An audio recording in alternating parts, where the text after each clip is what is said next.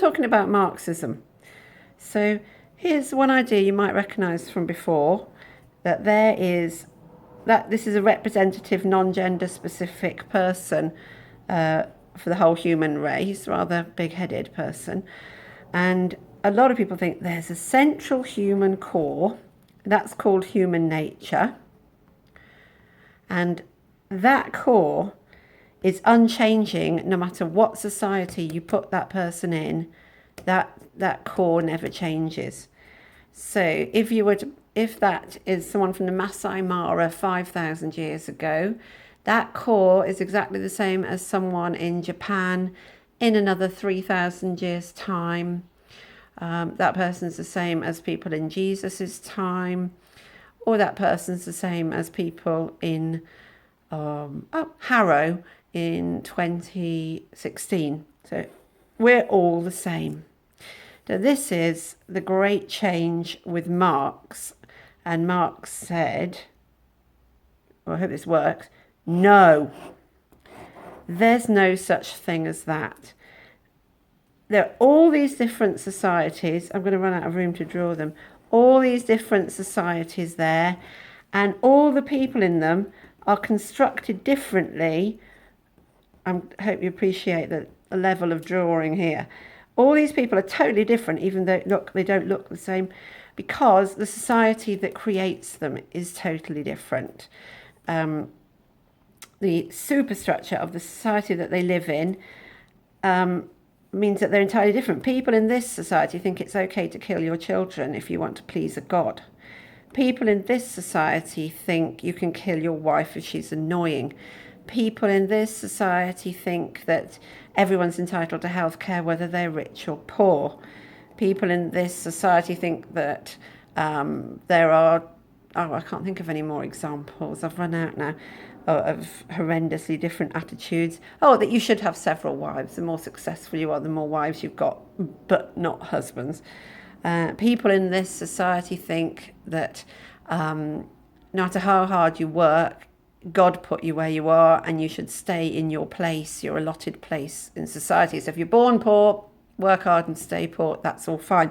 So lots of different ideas, and the emotions and realities and types of personality that you get are totally different, and that there isn't a core thing here. So this is a key, do you think you'll ever forget it now? A key Marxist idea.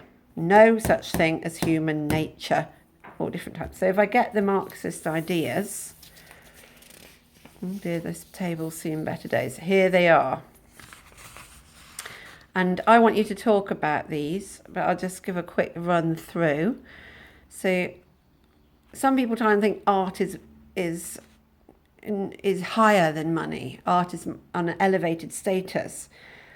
A lot of people would argue that Shakespeare only wrote for money. Shakespeare was trying to earn a living, showed no interest in having his plays published. And people today put on Shakespeare's plays because school groups will go and pay to get in and keep them in business.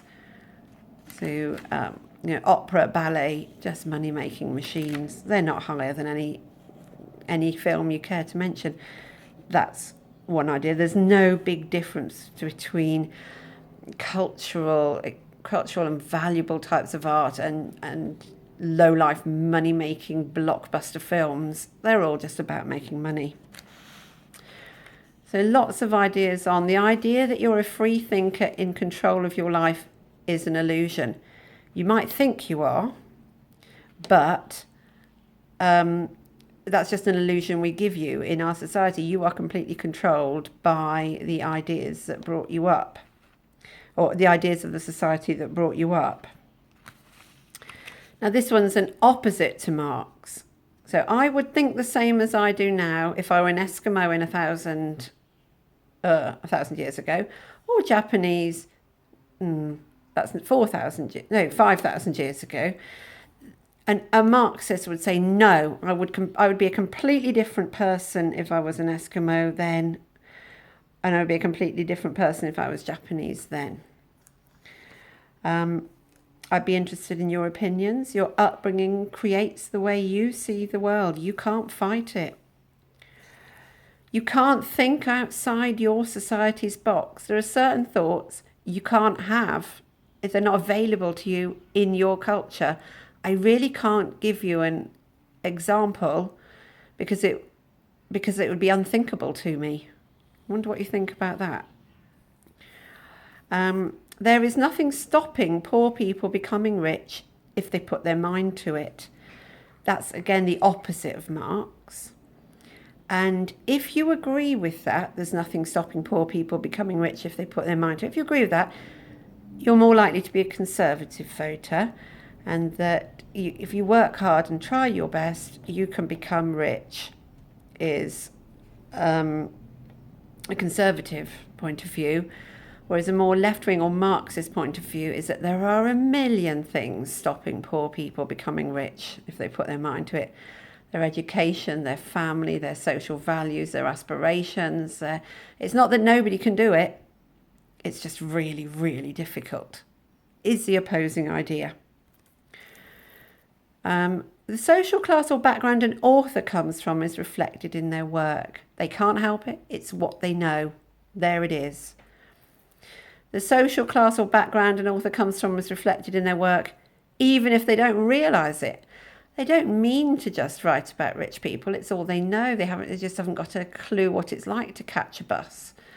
Or they only know about what it's like to live in the East End of London. They haven't got a clue what it's like to live, to be wealthy and Eton and Cambridge and have a totally different ideas about life. So it's just going to be in their work, and they can't help it, and they don't even know. If you judge art by this is the hardest one. So a lot of people like realistic art. A lot of people think, oh, it's so good, it's so realistic. But if it's realistic, it can't challenge anything. It can't change anything. You have to have fantasy and like sci-fi or literal fantasy. You have to have dreams and literature that can go unrealistic places to examine how things could be. If you just stick with realism, you never challenge anything. So take some time now to discuss those ideas.